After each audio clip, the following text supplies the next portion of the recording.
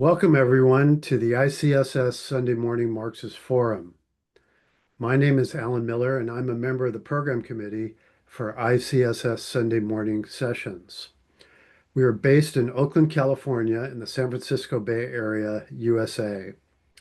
Our weekly programs are online via Zoom every Sunday morning at 10:30 a.m. Pacific Time.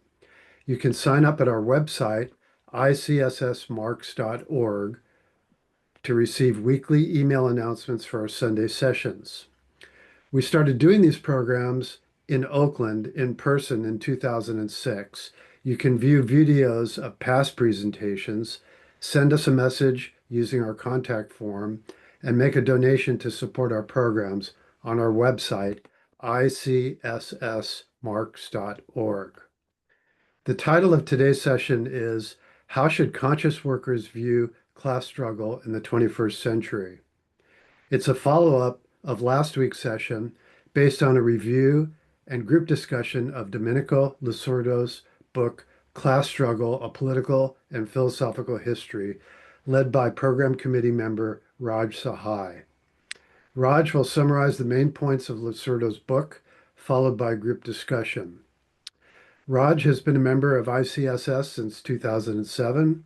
He's an engineer by education and practice and has participated in organized mass actions in support of workers' rights and against imperialist wars since 1968. So thank you, Raj, for leading today's discussion. You can take it from here.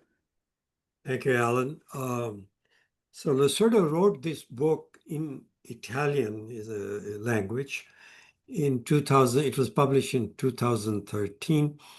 I believe he died in 2018, but it was not translated until May, or I think May of 2025, this year, and by Gabriel Rockhill's group. So, and I got a copy of this sometimes after that, I think in August or so. And I finished reading it. It's about 360 pages long. It's a magisterial work. It covers 200 years of class struggle. Okay, so I thought it's an important book to discuss because presently we have all kinds of issues. There's a lot of confusion. So let me start with that. And what he poses the question, is this a return of the class struggle? This is after the Great Recession, when this word class struggle came back into conversation in the media, different kinds of the bourgeois media, which is mostly bourgeois media, but also, of course, it was already there in socialist media, but that's very small part of the spectrum of media. Anyway, so he asked the question, is this, is it a return of the class struggle? Had class struggle vanished? Actually, when I came to this country, I was surprised how workers, construction side, because I'm an engineer, I talked to workers and they all described themselves as living in a democracy, not under capitalism, but in democracy, and that they were all middle class. So the term class had disappeared. So, so he starts with posing this question. So he said, no, it of course had not disappeared. The hunger, existed in America in 1969, which was the peak of American triumphalism in after the Second World War. I mean, there was a second triumphalism after the collapse of the Soviet Union. But at that time, hunger and malnutrition was suffered by millions in the United States.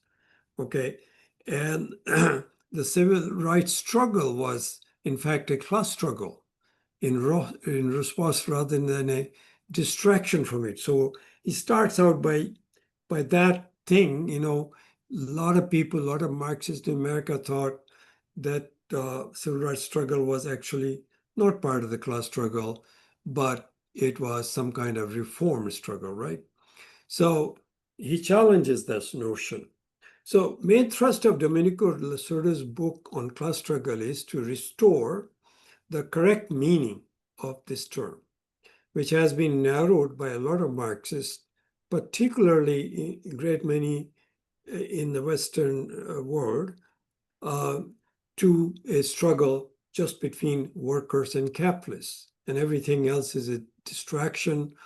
Whenever I brought this issue of struggle of the countries that were formerly colonized, people called me third worldist view.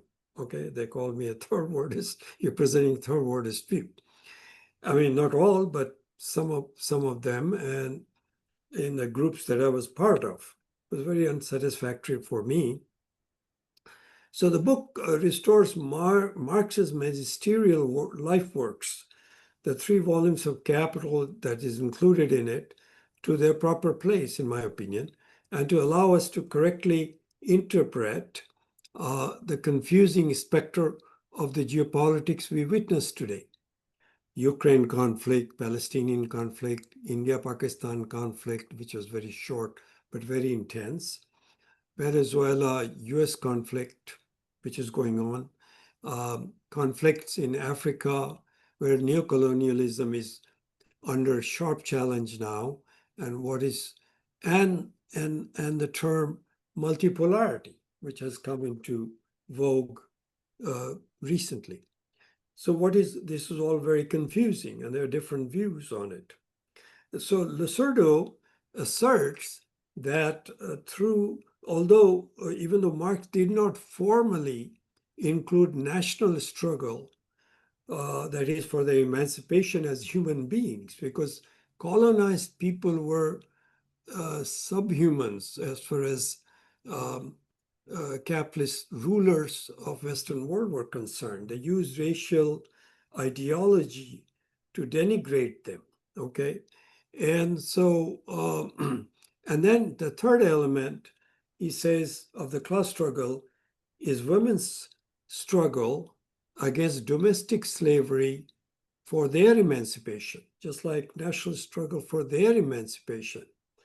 So Marx didn't include these. I mean, he had all these elements, so he didn't include it in a systematic way in his great works.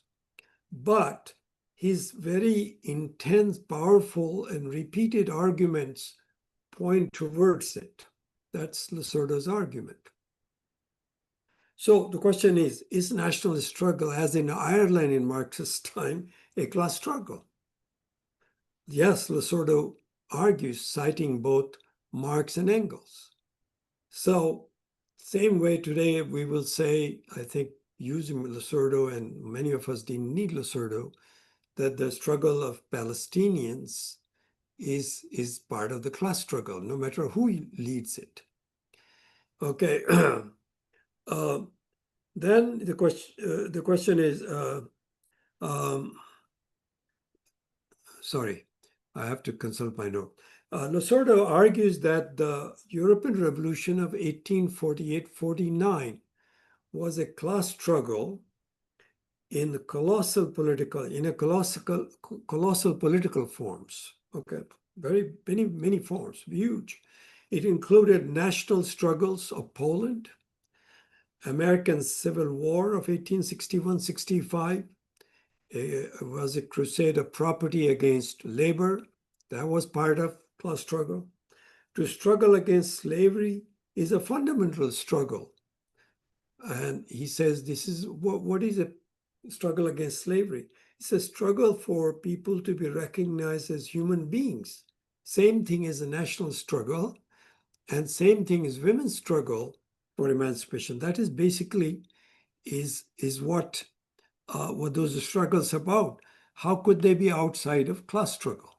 This is his argument, as sometimes people claim that it is.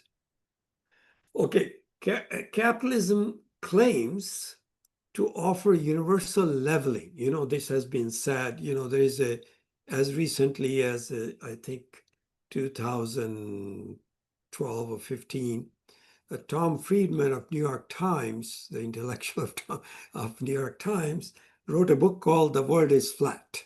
It was actually published in 2007. So he was arguing the same thing. Capitalism actually flattens the world, okay? Everybody becomes closer, equal, and all that. Now it is a question of whether you have the ability to rise. It's all on you, the individual. But Marx showed it is rather the other way around. It creates greater disparities. I mean, today there's a world full of more disparity than there was before 1991. We know that. Okay, it may lift as it does working life standards, living standards within its metropolitan areas of control.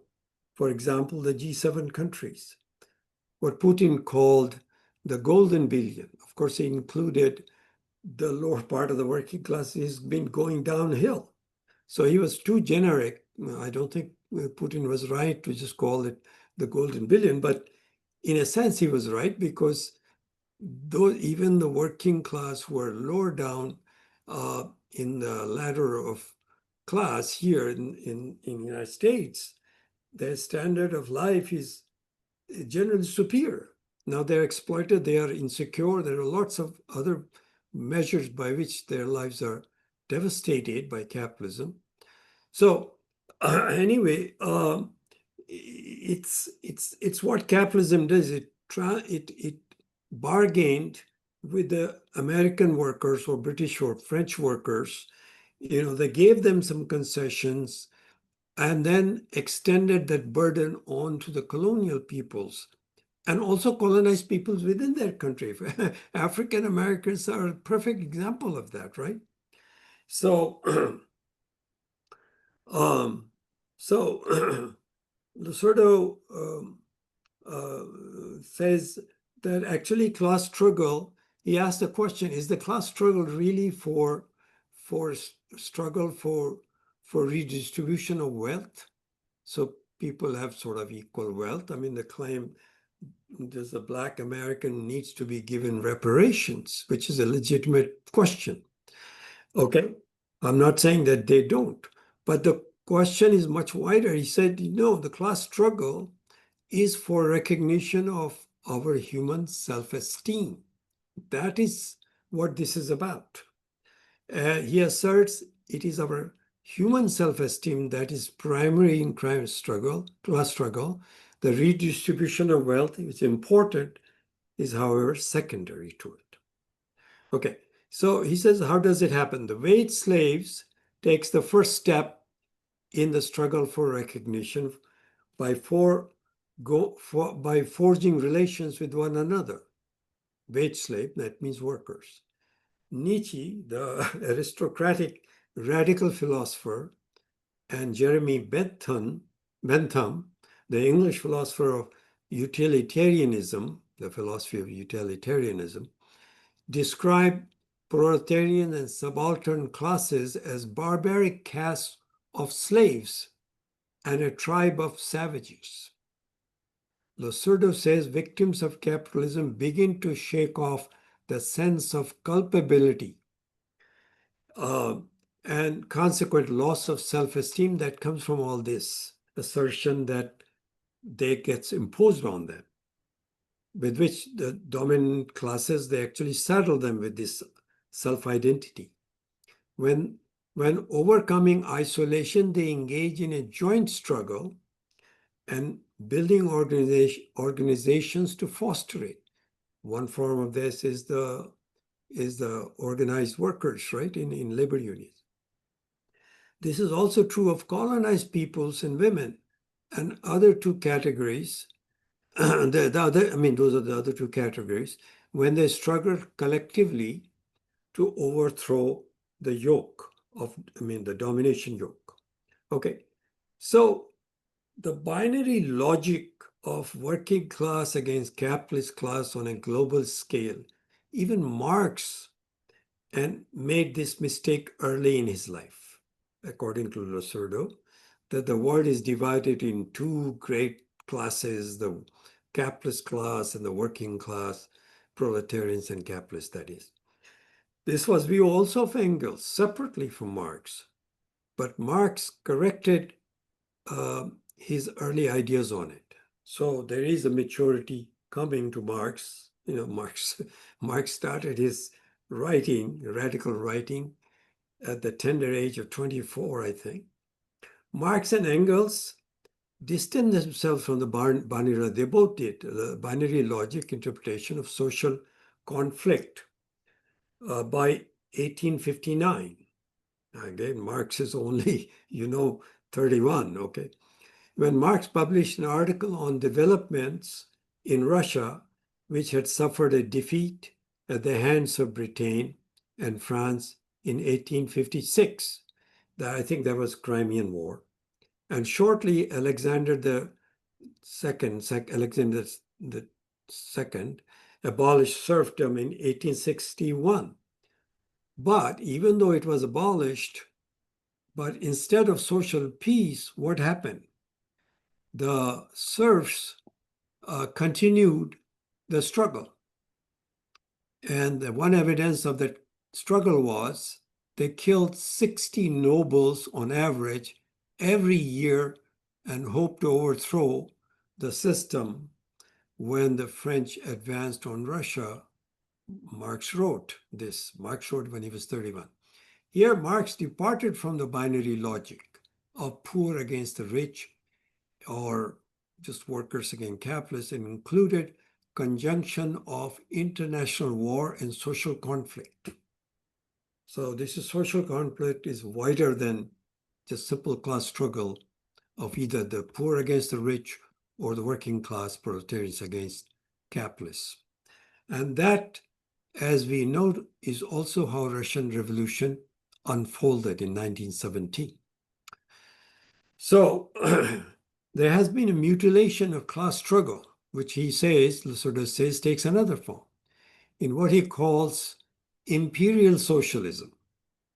It is when one closes eyes to the fate visited upon colonial subjects or people of colonial origins, Native Americans, Blacks, and India's masses under the British, for example. Marx called attention to millions of workers who died in India for the British capitalists to make modest concession to the workers in the same industry, that is cotton industry, in England. To which I add this comment, what Lenin described as bribed workers in imperialist countries. And I was actually quite ridiculed and attacked when I tried to interpret it that way. And my Trotskyist friends of those days, I mean, there's still some Trotskyist friends, they said, Raj, Lenin meant it was only the labor leaders, not the workers. That is not what Lenin says. He says a whole section emerges, and this is what Losurdo emphasizes. So, who allowed the social democratic parties to vote for war creditors in Germany. That was the reason Lenin advanced in his book on imperialism, as those of you have read. Now, the British Prime Minister Disraeli extended political rights to commoners. Previously, they didn't have the equal political rights with the royalty, the aristocrats. That was done by Disraeli. And that was in exchange. That was at the same time, but at the same time, he was a defender of imperialism and right of superior races to subjugate inferior races. Okay, so this is what liberalism was at that time. And liberalism is exhibiting similar signs today, right? Exporting revolution, yes. It becomes necessity, as Marx pointed out, in the case of 1848, when the ancient regimes of the Tsar in Russia and the Prussian empires pulled down the 1848 European Revolution. Okay, but then why was Trotsky wrong in permanent revolution thesis? We can discuss that. He was wrong, in my opinion, and I think most of us will agree he was wrong. But those who don't agree, we can discuss it. Mao and the identity between national struggle and class struggle is another thing he addresses, Losurdo, in his book.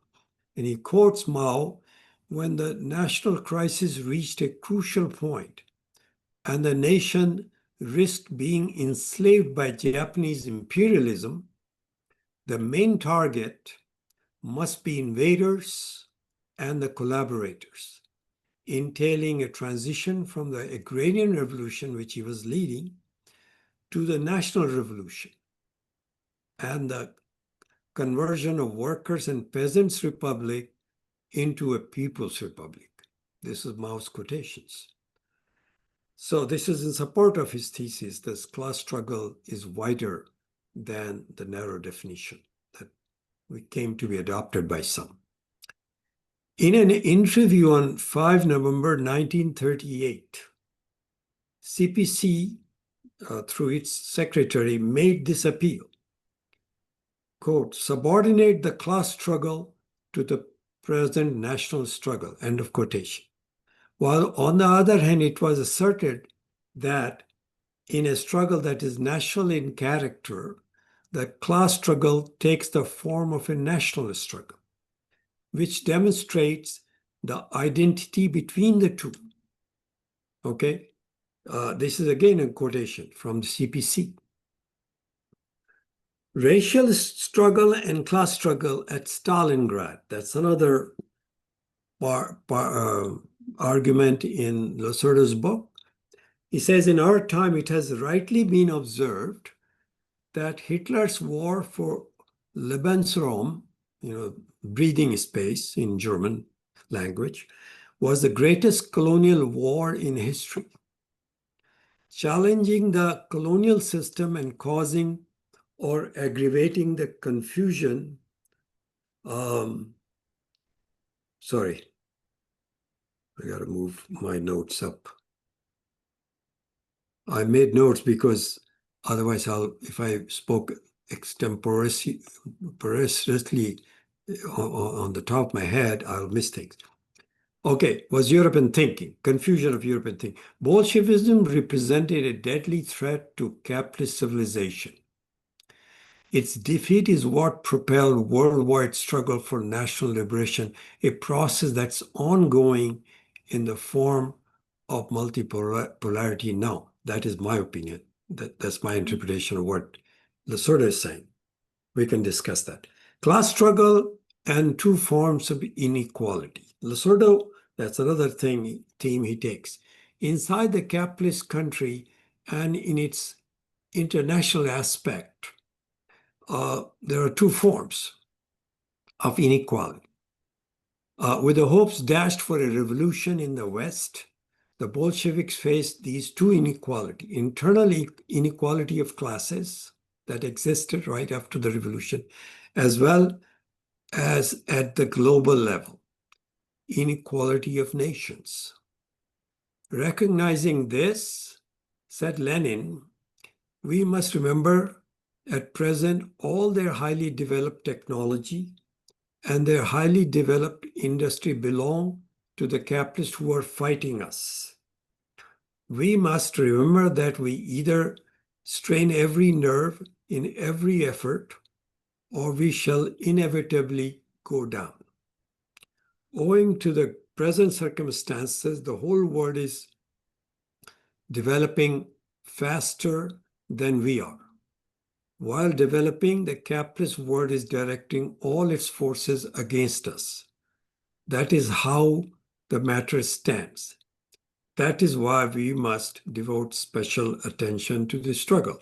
Now, those of who have read Stalin, he had said in 1933, right after January, when Hitler came to power, he said, we have at best 10 years. Either we develop very fast or they will crush us. Okay, that means the capitalist class. That is come in the form of invasion from Hitlerite Germany. So he says, Losurdo says, class struggle is poised between Marxism and populism. The totality of bosses versus the totality of workers is not Marxism. Okay? It is populism, according to Losurdo. Why? Because the struggle is for overthrow of the system of classes.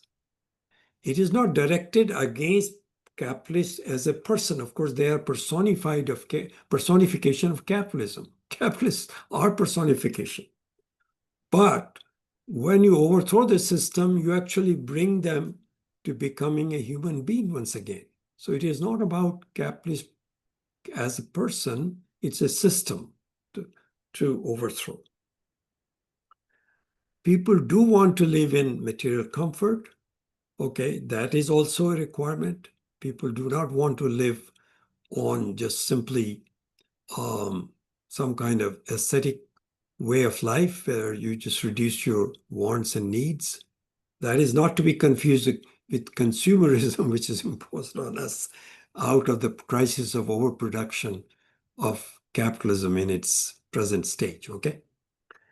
So, and then he questions, how are we to explain the silence on the typing rebellion, which happened in 1851-64 in China?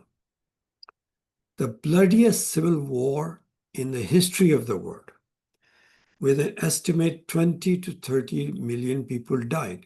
Now, the civil war in Russia took a lot of lives. I think there were about 9 million died, okay, and that Chinese civil war also had, so I don't know if this is correct, but 20 to 30 million dead is a very large number.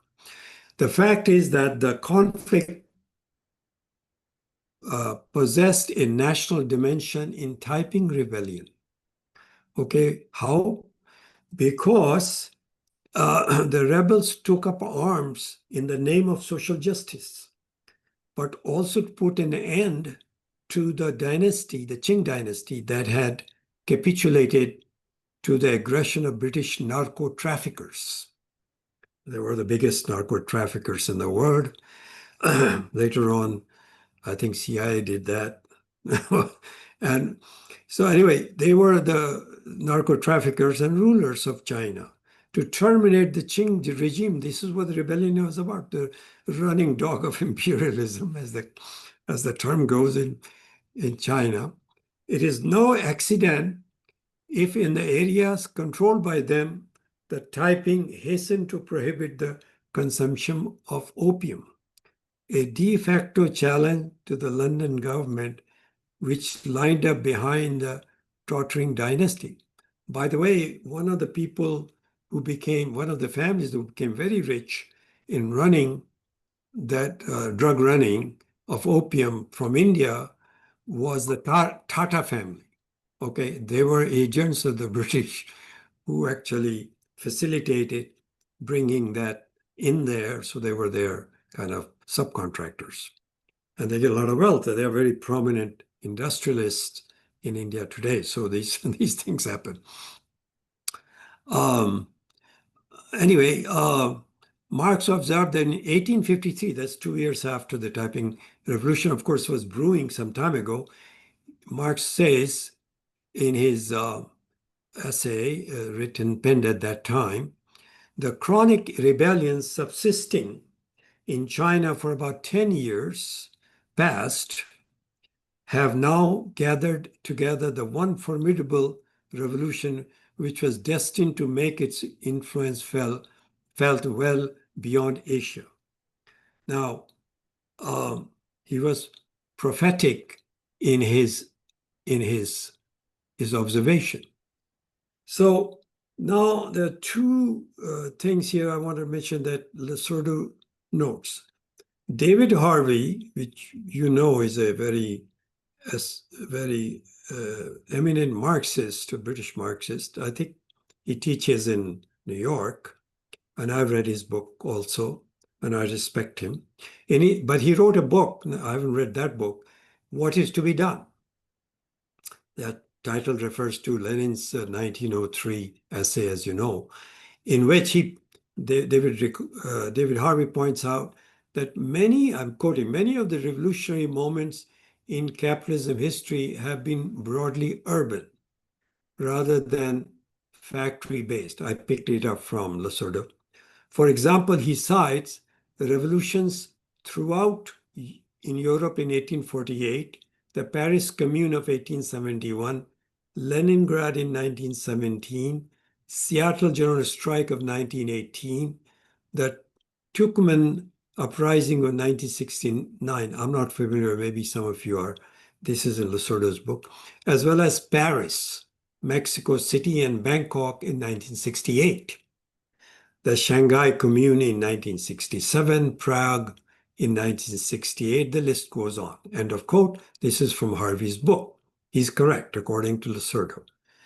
But Losurdo says David Harvey list does not include the soldiers, they were called sepoys by the British, soldiers revolt, Indian soldiers in India, revolt in India in 1857, which has been characterized by a contemporary Indian historian as a gigantic class struggle. And at the same time, a major anti-colonial struggle. This patriotic class civil war was waged primarily by peasants, targeted colonial rule and pro-British big princes and big merchants, and lasted far beyond 1857. I think it lasted for about a decade in diminished sense. At times, it developed along the lines of the model that was later theorized by Mao of the countryside encircling the city. And it cost more than 10 million Indian lives, that rebellion. Okay, that's why it's spread over many years. Is the silence explained by the identity between national struggle and class struggle, which according to Mao tended to obtain an anti-colonial revolution? So he's questioning why David Harvey did not mention this big thing of which he certainly must have been aware, right? This is a British intellectual. Britain ruled India. He wasn't escaping because he was British. He was escaping, according to Losurdo, is questioning, because as soon as it comes to national struggle, many Marxists take it outside the realm of class struggle. Okay, that's the significance that Losurdo says. I just want to point out, I come from it. My hometown is actually a working class town, but I was part of, my father retired in the town that is the state's capital, Lucknow. And the British it was one of the last states they colonized. It was very large. Today it's the largest state with about over 250 million people, thereabouts. I could be wrong, 240 million people. And is ruled by BJP. But during the 1857 Sepoys Rebellion, they had a British residency building, multi-story building, British residency building. Now, the king was still nominally the king, but they controlled him from outside, right? The soldiers encircled this whole residency and put a siege to it.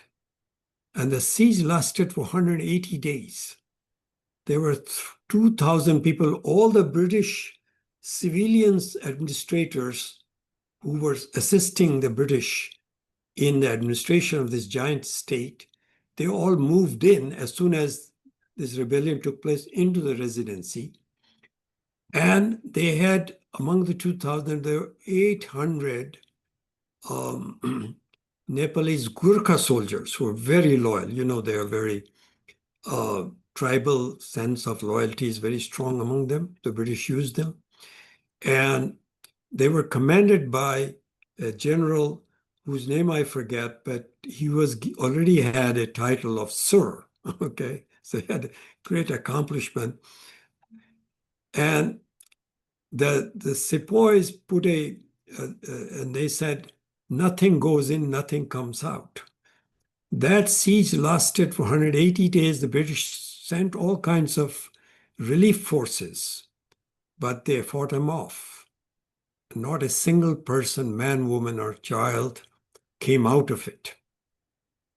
So when some Indian petty bourgeois argues with me that or any Petit bourgeois argues with me that the revolution led by Hamas was very cruel because it attacked the civilians, I remind them, particularly the Indians, do you also condemn that?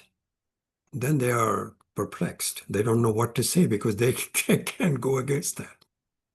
Anyway, on the question of China's socialism with Chinese characteristics, I'm going to finish in a couple of minutes. Uh, Losurdo says that due to the failures of the Great Leap Forward and Cultural Revolution, initiatives that Mao took to overcome the sanctions imposed, murderous sanctions imposed by US-led imperialist camp on China on one hand, and lack of agricultural surplus that Stalin could access, this is my interpretation, not Losurdo's, via the NEP to get machinery from Germany. That's how they actually, NEP was able to start the industrial process, industrialization of Soviet Union. They got machinery from there in exchange for surplus grain and also uh, iron ore and other ores, right? China was not in a position to do that.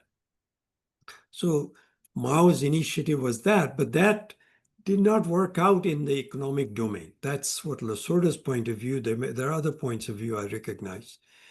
And so this is when he lost initiative, and Deng Xiaoping brought and made this compromise in which the foreign capital came. And Mao admitted as much to Edward Heath, former British Prime Minister, in an interview in May 1974. And he quotes that in his book. So if you get that book, you can read that. And those who want to get that book and not pay for it, I have a copy. I can send it to you. Just put down your email address. I'll send it to you. So to survive, China opened the economy in 1979 to overseas Chinese at first, Chinese capital, and later on to all Western capital in 1989. And he supports Deng Xiaoping's reforms because it is better to do that than to succumb to destruction. Okay, and so my last point is, let us return to the question: how should we, the conscious workers, and all attending here are intellectual or are conscious workers, activists, workers, but they're all conscious, view cross struggle in the 21st century? My conclusion from what this majestic sweep of Dominico Losurdo's book is on class struggle of the past 2 centuries, that to overthrow that saw the overthrow of partial restoration of capitalism in Russia and China, Vietnam and elsewhere, is that national liberation was what these revolutionary mega struggles achieved, which was the part of the class struggle, okay? And now, and that wasn't overthrown. There's a belief in some among us who thinks neocolonialism is actually more efficient, and that's why it's even worse than colonialism. I disagree with that, and Losurdo disagrees with that. And now it is going on in the form, and this is my interpretation, of a multipolarity struggle of many countries to deny the domination of a handful of countries or the peoples of the world, which is what Lenin wrote in Imperialism. And with that, I end my presentation and open for Alan to do what he does as a moderator. Thank you. Thank you, Raj. Very thought-provoking presentation. After a few short announcements, we're going to open up the discussion. Let's start with questions and comments from participants. To ask a question or make a comment, you should raise your hand in Zoom by clicking on the reactions button and then raise hand click at the bottom of your Zoom window. Please keep your questions short, ask one question at a time to allow everyone to participate, and keep in mind that this is a comradely forum for political discussion. Please show respect to other participants, the speaker, and the moderator of today's session. Before we open up the discussion again, please go ahead and raise your hand if you have questions. Um, Upcoming programs next Sunday, November 9th, 2025 at 10:30 a.m. Pacific time. We have a program titled Haiti Today Through an Anti-Imperialist Lens. The speaker will be Pierre Lebossier, co-founder of the Haiti Action Committee, who will provide an update on the current situation in Haiti. I believe I'm not sure if it's the 16th or the 23rd, we will have Dan Kovalik coming in and speaking about Venezuela and Colombia and a legal campaign that is being mounted by President Petro of Colombia, against the attacks by the U.S. in Latin America on Venezuela and on Colombia and him personally. So with that, let's start with our discussion. And I'd like to start by first asking Freddie to unmute, make your comment. This is again is a group discussion, so feel free to kind of let's make it a discussion more so than usually question and answers of the speakers. So please go ahead, Freddie. Thank you. Thanks for that presentation, Raj. A couple of comments and then maybe your reaction. I'm glad you brought up the question of Palestine because I know that a lot of people have been saying that it's problematic that this group or that group is leading it. So I really appreciate that this is part of the class struggle internationally, regardless of who I believe is the way you put it is leading this. Another comment is I believe you were referring to the labor aristocracy in terms of that sector of the so-called maybe protected or privileged sector of labor. And that, yeah, that does not refer to just the labor union bureaucracy. The other thing is that the notion of these movements for national liberation or sovereignty as part of the international class struggle, I'm not saying you're not saying this, but in my reading, at least of history, has been around at least since the 60s. And we see that with like the Black Panthers, Young Lords, members of SDS, Vincent Amos Brigade, etc. And some of that is dealt with in the book Revolution in the Air by Max Ebaum. So yeah, if you can comment on any of that. And then one last maybe a statement you can also comment on in terms of your reflections when you came to this country. The the civil rights movement, I think there were different orientations, you know, let's say more reform versus maybe more radical, like the Black Power movement or movements for Black liberation. And that I think in the more radical movements, you're getting that sense that it is part of the class struggle as opposed to maybe the more reform oriented people. And if you can comment on any of that. Thank you. Yeah. Thanks, Freddie. I didn't mean to say that everybody in the West, every Marxist believed class struggle is only between workers and capitalists. I didn't mean that. I said there is this trend, and I think it's definitely highest among people who are followers of Trotsky. But it extends to others also. And actually, part of it is, as Losurdo's book says, it's because in all his great work, Marx didn't systematically include the national struggle, the women's struggle, as part of it.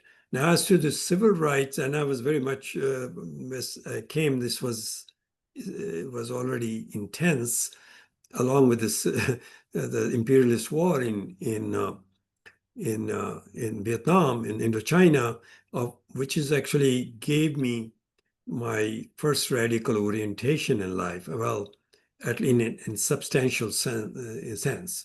So and now reform versus radical, you know, the two sides of civil rights struggle, both are relevant actually. So if you are actually going out of the slave situation, an actual slave, to becoming a worker slave, and that's a movement, right? So I view it the same thing, even reform, as far as the Black movement was concerned. was a step towards the liberation. It was not complete, just like the worker is not a complete liberation, but it's a substantial move towards it. For the first time, he gets recognized as a human being, because a slave is not recognized as a human being. So I think both reform and radical were both parts of it. And the radical was suppressed with guns, they were completely wiped out. Reform was accepted and tried to be co-opted, and some of it was co-opted, but both were relevant, in my opinion. Okay, thank you. Next, I'm going to ask Norma, followed by Sharon. So Norma, please unmute. Go ahead. You're unmuted. Hello, everybody. Raj, you kept attaching the word class. And I was asking the question, who said class about their work, their struggle, their work for liberation? Who said it? Did us attaching that word to the work that's being done is different from the people saying it. So maybe we could get some information about who called themselves a class struggle.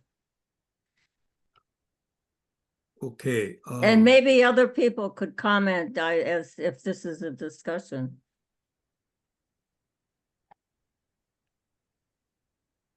Raj, you want did me to you? respond to it? Yeah, Yeah, go I'll ahead, just say Raj. briefly.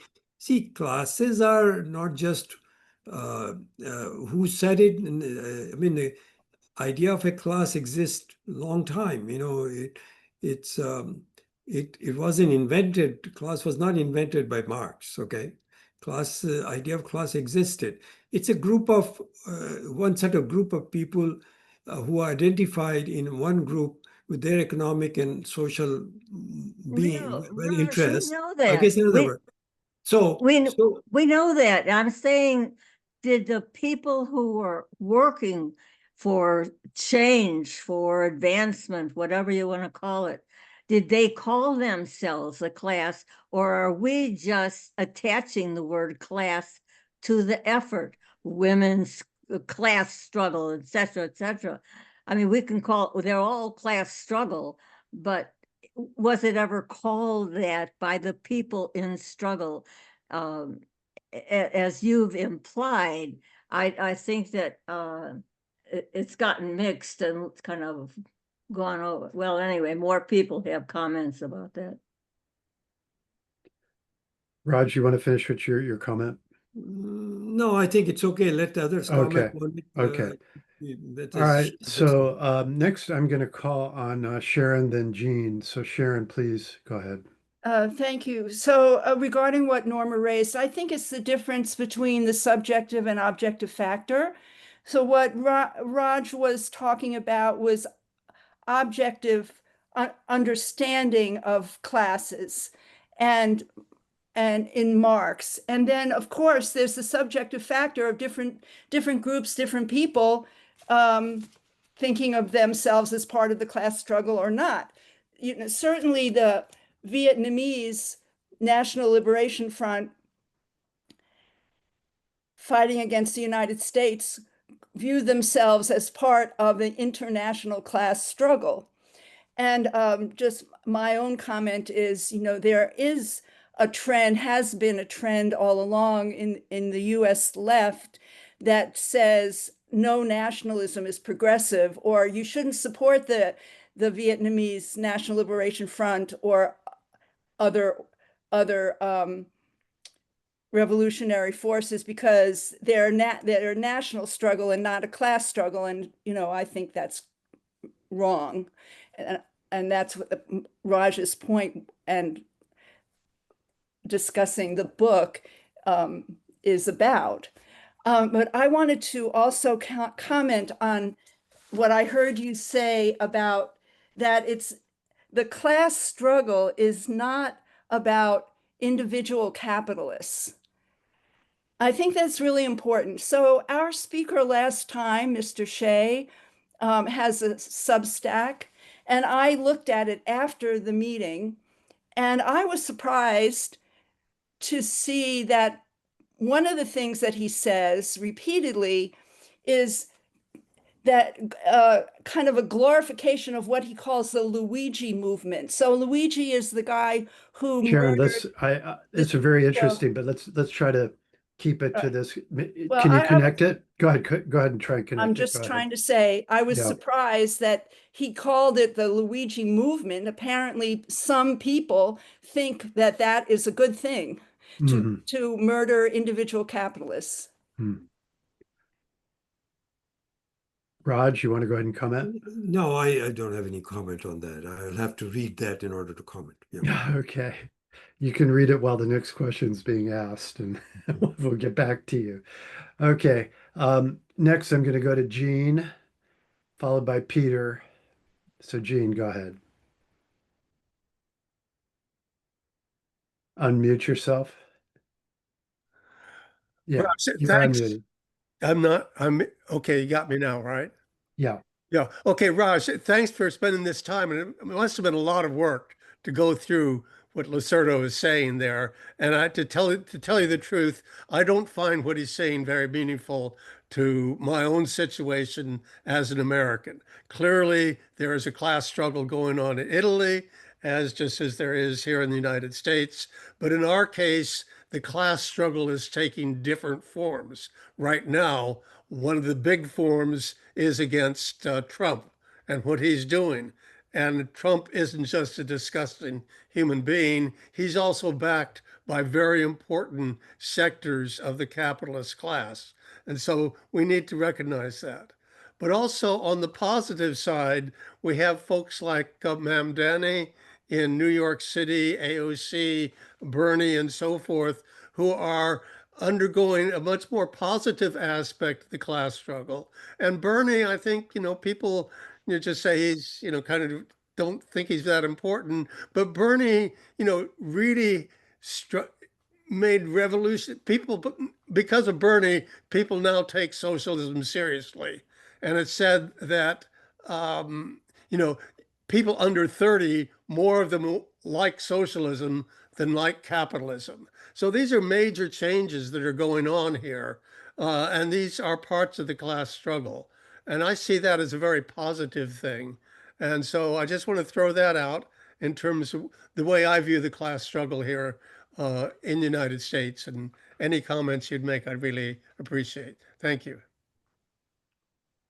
Well, I think in the United States we have two imperialist parties, okay, the Republicans and Democrats. And right now, capitalism is in crisis, Western capitalism in particular, and therefore they have brought the figure of Trump to try and half the working class of the United States can't live like they used to be able to live. So Trump, on one hand, is saying, I'm a peacemaker, because they have figured out their lives don't get any better with external wars. So he's placating. On the other hand, he's ordering everybody to submit, which is domination. So, but this domination is not limited to Trump. What did Obama do? What did Clinton do? What did Biden. immediate past president? They're all doing the same thing. So I would say that if you defend Democratic Party, at best you are defending imperialist socialism.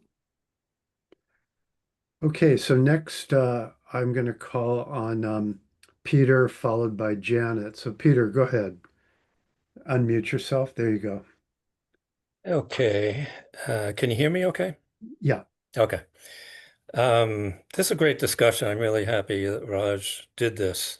To be honest, I was a little skeptical, thinking, well, I'm not really a great admirer of Losurdo because, I've read some of his stuff. His parts of it I liked. I thought his thing on Stalin was decent, but not, uh, not as solid as I would have liked to have seen. But this work, I'm sorry to say, I haven't finished reading. I've read some of it. And I really, it raises a lot of issues, and that's why I think it's a good piece to discuss. And I'm going to mention a few things here. It may be a little bit more than 2 minutes because I want to touch on the historical context of what Losurdo's talking about, this idea of national struggle being part of the class struggle. And I think most people that have read Marx know that his very first foray into national liberation, the national struggle, was about Ireland, about the Irish struggle for independence. And he raises, of course, repeatedly over his life, starting, if not at least as early as the International Working Men's Association, where he talked about, he wrote to some of his friends. One letter he wrote to Siegfried Meyer. This is a little bit later in 1870. He says, the English working class will never accomplish anything before it has gotten rid of Ireland. The lever must be applied in Ireland. That is why the Irish question is so important for the social movement in general. For a long time, I believed it would be possible to overthrow the Irish regime by the English working class ascendancy. Deeper study has now convinced me of the opposite. The English working class will never be free until Ireland is free from English domination.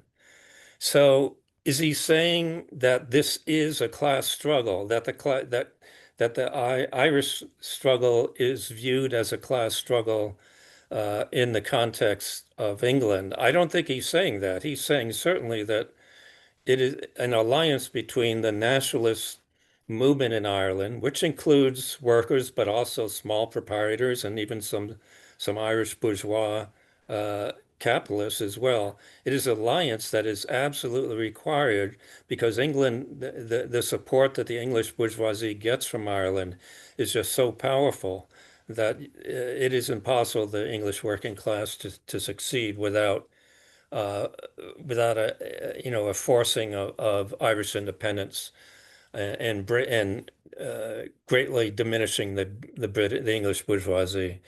So I mean, and he comes back to this over and over again in some of his other works. But Ireland is kind of a very throughout all of his talk on national independence, it's very, very ascendant in his view of the world. But if we look at more modern instances of independence movements, they are not necessarily, revolutionary movements. They may be independence for independence, and they may threaten colonial powers, but they are not necessarily a revolutionary struggle within their own nation. You can think of many of these, whether it's in Latin America, some in Africa, although even, my experience living in Portugal during the independence of the African colonies was, a tremendously revolutionary time. But nonetheless, even in the African colonies, there were local bourgeoisies that wanted independence for their own means, for their own power. So, but anyway, one final thing to add on to this, and I think it kind of ties into this, the role of the working class in these national struggles and even in, what they call first world struggles. Lenin, of course, Lenin was not the first one to talk about the bourgeois nature of the upper crust of the working class in England. That was actually Engels.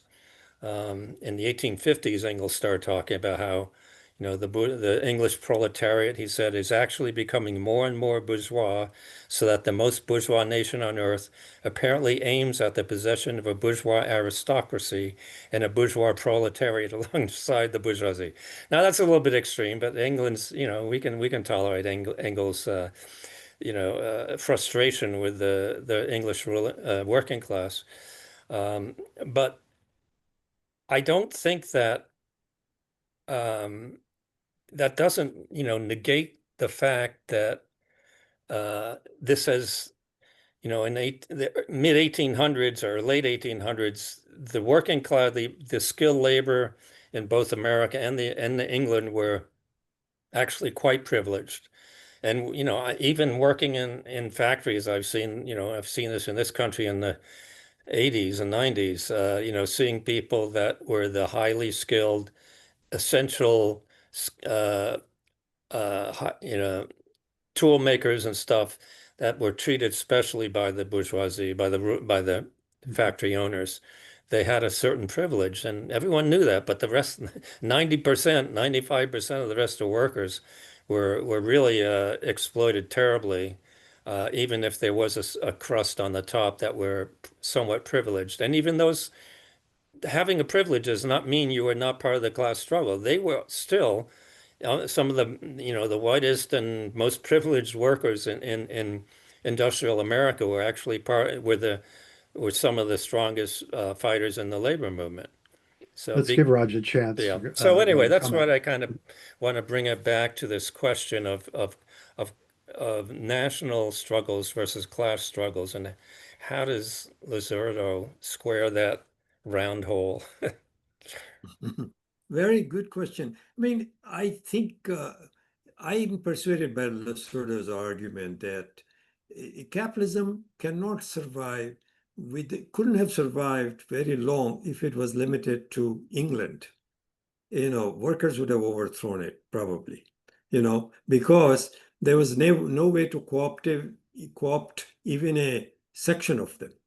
Okay, what allowed them to continue to rule and strengthen capitalism was, in fact, colonization of Asia, particularly India, which had a tremendous amount of wealth they transported by different means, different mechanisms. So I think the attachment of colonialism to development of capitalism is so integral that even today, what is the struggle going on? By hook or crook, they want to dominate China. I mean, how now it's becoming very difficult. Thanks to what Stalin quickly initiated, the development of nuclear bomb technology and inheritor, which is now Putin, they cannot quite do it. So they're trying to co-opt China, which says, okay, we'll work with you. At the same time, they're looking to stab and destroy China. So it is integrated in the system of colonialism without domination of subaltern peoples or in class inside and outside. It cannot function. It will go out. So why is it not then struggle against that, even if it's a local bourgeoisie heading like it was in India, but it degraded imperialism. Okay, this is an argument many American Marxists say, well, it went into the hands of, in fact, CPI claim this independence of India is false. And guess what happened? The masses actually discarded CPI. They lost influence. They had tremendous influence. They had tremendous struggles. So I think this point that he's raising, he doesn't develop the women's question as well, which actually wasn't developed in early time of Marx and Lenin as much, but they initiated it. Today, it's a very much a part of that struggle, and he says these are three elements. Now, technically, it depends on your definition what class struggle is. So capitalism is not overthrown in China because capitalist relations of production exist in China. But is China the same as China when it was the Western colonial dominance was there versus now? Nobody can argue it is the same. They have become a powerful country. So that gives a handle on American working class to overthrow its system. But it has to take that initiative, identify that their own capitalist rulers are the problem and not go along with them to attack China and become soldiers for China. That would be my response. Okay, next is Janet, followed by N. So Janet, please unmute. Thank you. Okay, thank you, Alan. Thank you, Raj, for your presentation. I'm focusing on the class struggle within the ruling class. I mean, aren't there, it's not just a single entity. It's well, it's called a class, but there are divisions within the ruling class. I think of the ruling class as organized wealth. So in the US, you got the Democratic Party ruling class faction and the Republican Party ruling class faction. And in my opinion, the No Kings movement, Bernie Sanders, AOC are part of the Democratic Party ruling class faction. I wasn't able to follow your whole talk, Raj, but did Losurdo write about the American Revolution, which really was a revolution within the ruling class factions, right? The American ruling class versus the English, whatever. And nationalism comes into play with that. I'm just throwing out some thoughts. I'm done. Yeah, he does. Actually, he does mention American Civil War as a great event Civil of, War. I was talking about the American Revolution. oh, American Revolution. No, I think, he doesn't talk particularly about, I don't think so. Not that I recall that he has said in a substantial way, but, American Revolution is actually a counter-revolution, as you know, has been described by the historian from Dallas, who has been our presenter here once. I forget his name. Gerald Horn. Gerald Horn, yeah, thanks. So American Revolution is to overthrow the capitalist class of England so that the emerging capitalist class takes over, and eventually the Second World War allowed them to kind of push them aside and become the great hegemon. And now that is challenged from Asia for the first time, China in particular, but if you consider Russia as part of partly as an Asian power and India, then that is being challenged. And it can be argued that capitalism is in all three countries, although in China it's clearly run by the Communist Party. So it is not the same as in India, and it's not the same as Russia. Russia is different from India also. But importantly, for the first time, the G7, which leaving out Japan, which has been ruling the world, this is challenged. It's very significant. So no, I don't think he has a great deal of thing to say on there. Maybe somebody else here in the group can tell us more about it. Next is N, followed by Jim. So N, please go ahead and unmute. You're unmuted. Hello. Yeah, thank you. Firstly, in the manifesto, they use a formulation which is taken from Kantian philosophy. Kant used the formulation, a thing for itself, a thing in itself and a thing for itself. Marx and Engels say that the proletariat becomes a class in itself, then a class for itself, and finally a class for us, meaning that the proletariat struggle against capitalism, the capitalist system, which was a world system manifested in states at that time. The proletariat overthrowing the capitalist class rule and class system liberates us all.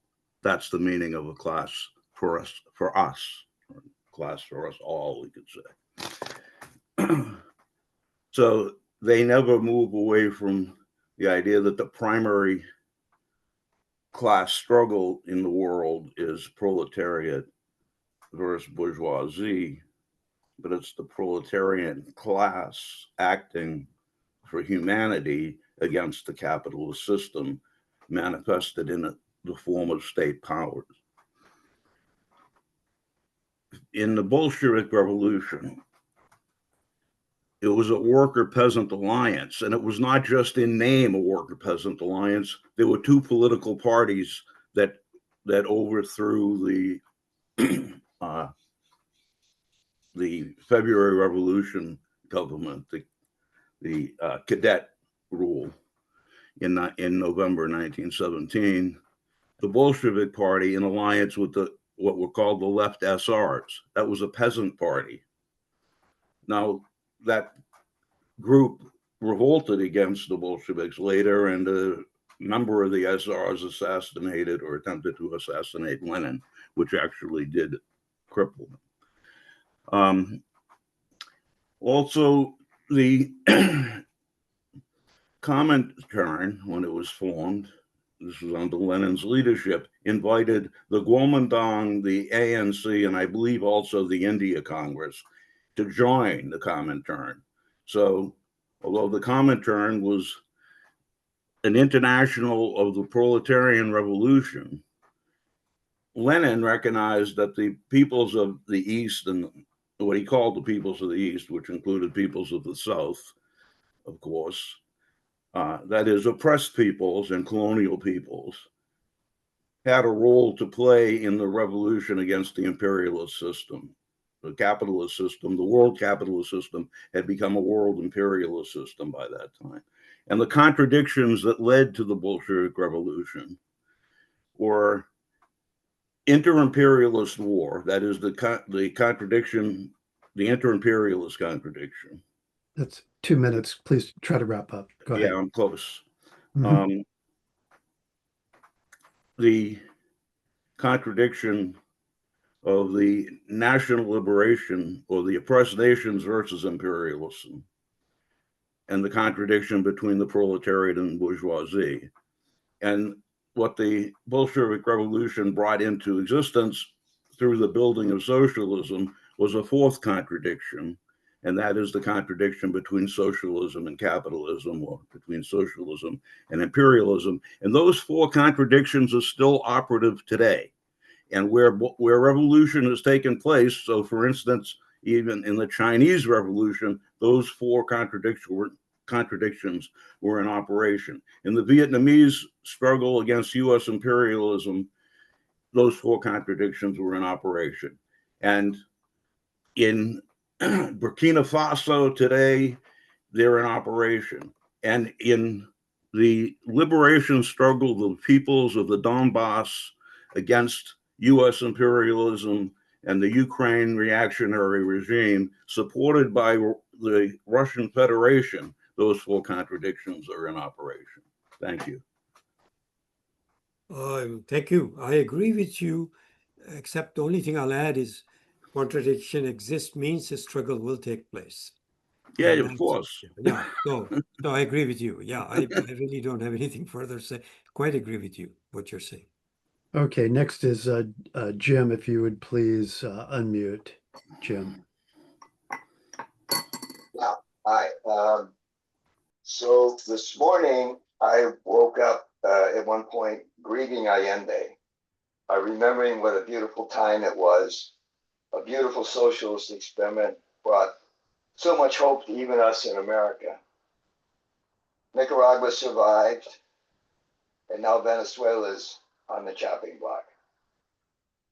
My question is, are China and Russia and Iran and India strong enough to back Trump down? Is there enough heft in the movement? We here know Trump takes orders from the ruling class. The preparations to crush Venezuela include resuscitating a huge military base in Puerto Rico, inactive for the past 20 years. Is this a Spanish Civil War moment? will the left in South America and beyond go to Venezuela and prevent the conquest?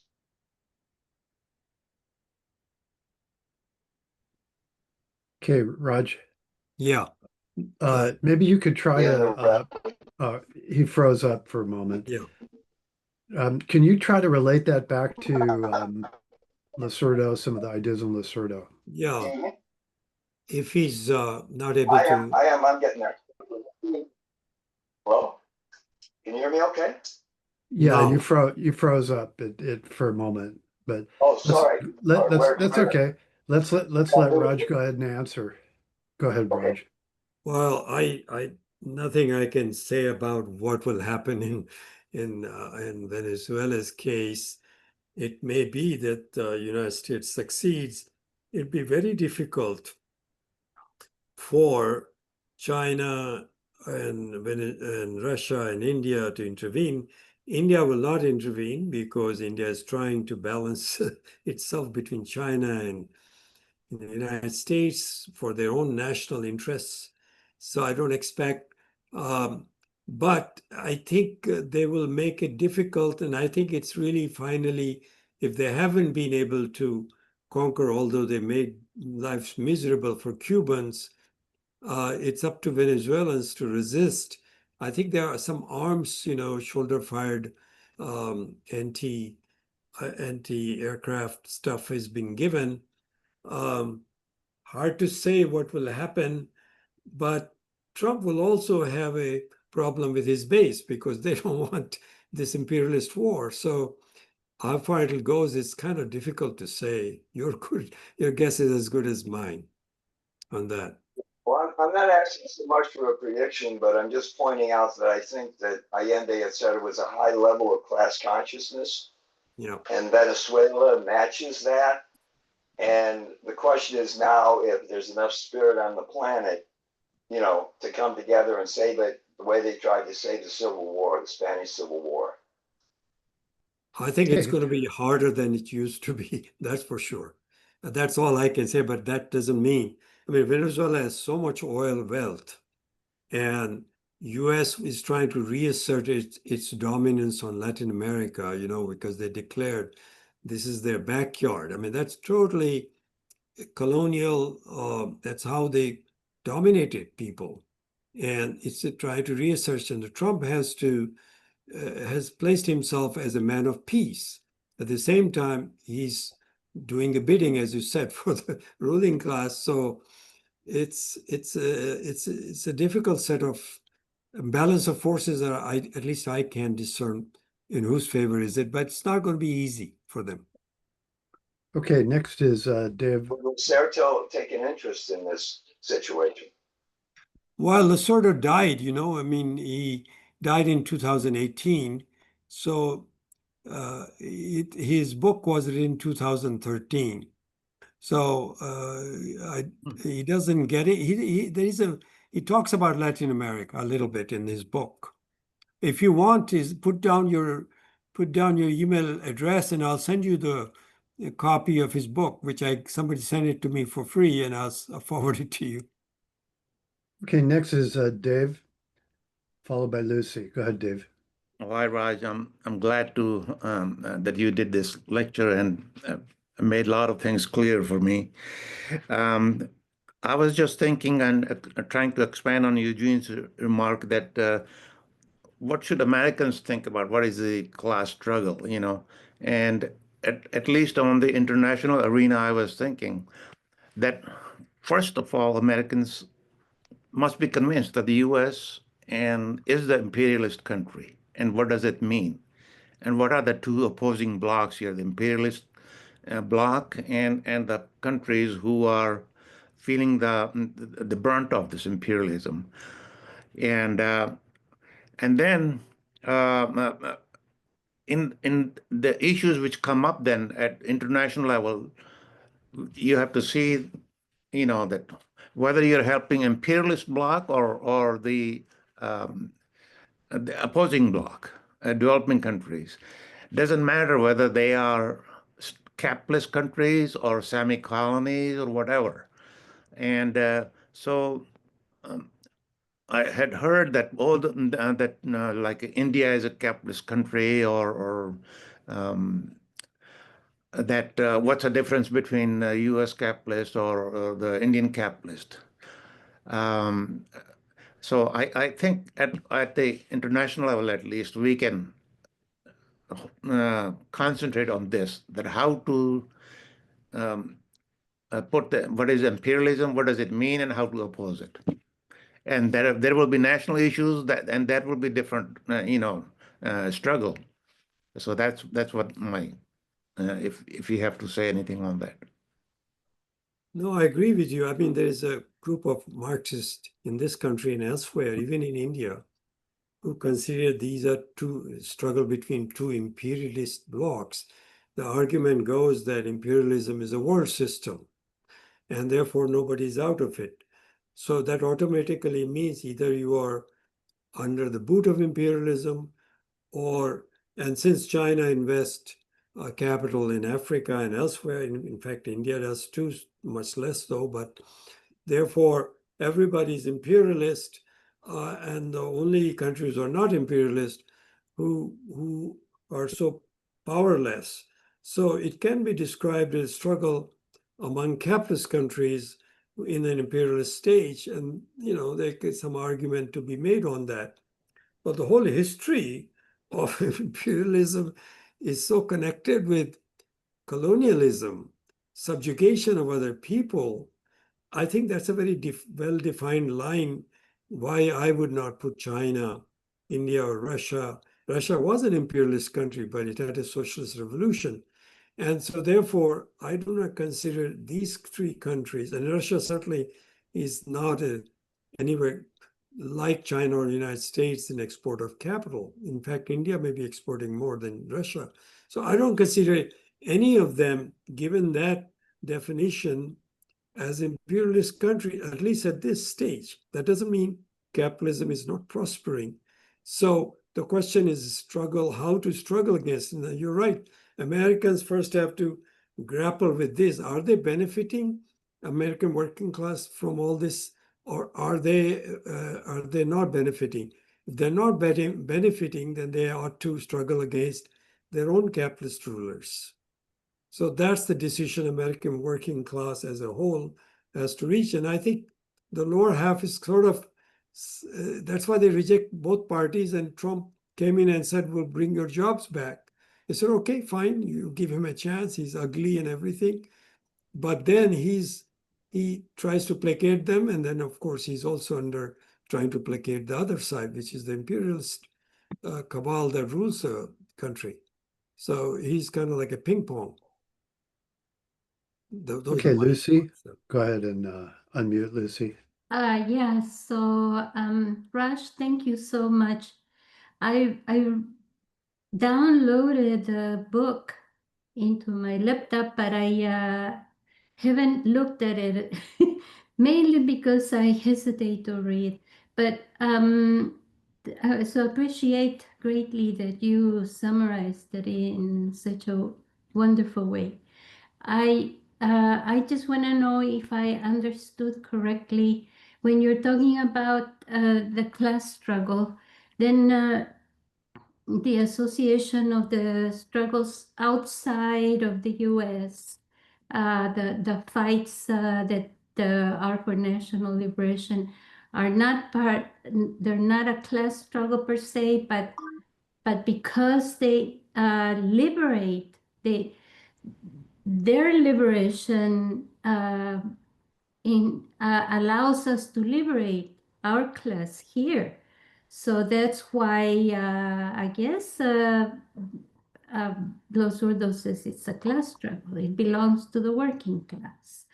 So yes, and I definitely agree with that. I think it is the only way we could define these struggles, even though they may be even led by their bourgeoisie and the national liberation bourgeoisies. So yes, the fight at this moment, I think it's primarily against imperialism. Once we are able to free this class from the imperial rule, then they will be able to bring about socialism. So yeah, so I understand that. The thing I wanted more clarification was about the fights for identity, the identity struggles, that kind of stuff. I'm not sure that I understand it that well. I just saw it as a strategic thing, that the working class must maybe focus on the economic aspect, or also the democratic rights, but the identity of the sexual identity and all that other identity stuff. Any thoughts on that? Yeah, I can say that what Losurdo, I can give Losurdo's point of view.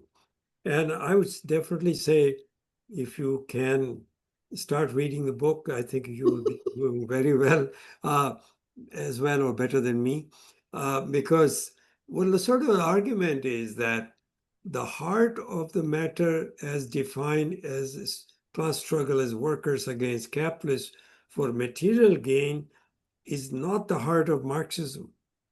Heart of Marxism, emancipation.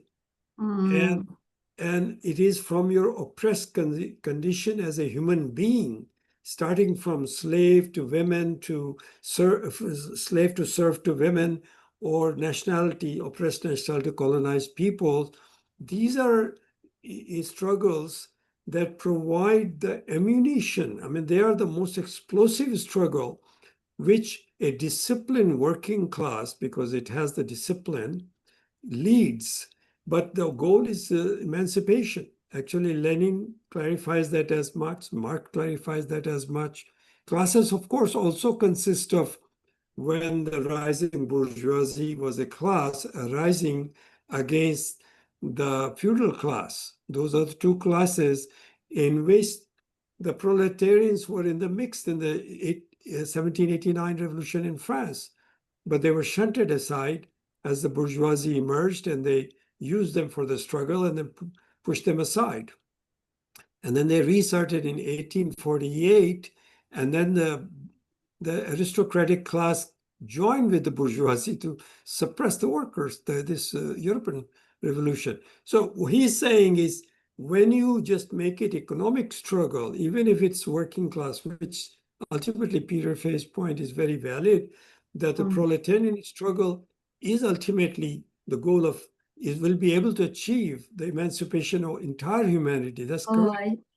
Okay. But these other struggles are also class struggle, because they're a step which you recognize is a step towards that. So India's liberation from British direct colonial rule didn't absolve, I mean, didn't get the Indian working class. They got another master. But just like a slave, when he's liberated from slavery into the working class, that is still a step forward for him. This is the same way. This is how I see his argument. But you might read and come back and make a presentation then. Okay. No, thank you. Raj, I have a quick question. We have to wrap up shortly. Can you relate Losurdo's ideas to this, a very specific area, the struggle to protect Iran and, let's say, Russia? How do you see Losurdo's writings pertain to those two situations, where Iran is a bourgeois government, Russia, bourgeois government? Go ahead and comment. For Iran's, I mean, that's another thing, brings religion into focus, right? Hamas is a Sunni Muslim, and Iran is Shia Muslim. It does not matter. Both are struggling for their national independence. So who leads it? As long as they're leading struggle for liberation, a very legitimate struggle, they should be defended. And Russia and China are in a position to help them, and they themselves are under the pressure of imperialism. I mean, Losurdo's argument is the reason Deng Xiaoping brought in this foreign capital is because even Mao admitted the 800 million people, Chinese at that time, there were 800 million, I suppose, are hungry. They want to eat, and you'll collapse the revolution. This is what Lenin said. So it's a compulsion because of the strength of imperialism, why this change took place. But to present it as socialism, I would not go that far. But it's quite legitimate for Iran to struggle against US imperialism. I think it's valid. Okay, last is Norma. If you could ask a quick question, we're over time. Please go ahead, Norma.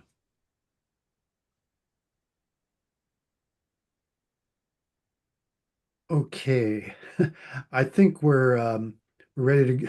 That's pretty much it for today. Oh, What I'd wait like- a second. Here I am. Hold on. Okay. Gabriel Rockhill said something about that.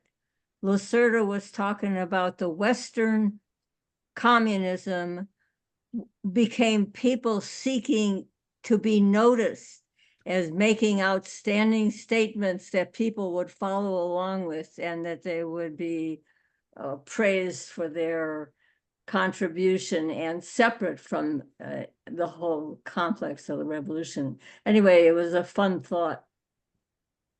Yeah, actually, there's a book written by Losurdo, Western Marxism, I think. That's Right. Yeah, which that's Rockhill that's spoke. the one. Yeah. Okay, Okay. so again, I just want to thank Raj for your presentation today. Very thought-provoking discussion. I think we should continue the discussion of these important topics. Want to remind everyone to come back next week to participate in the discussion of what's going on in Haiti. Very important topic and lots happening there.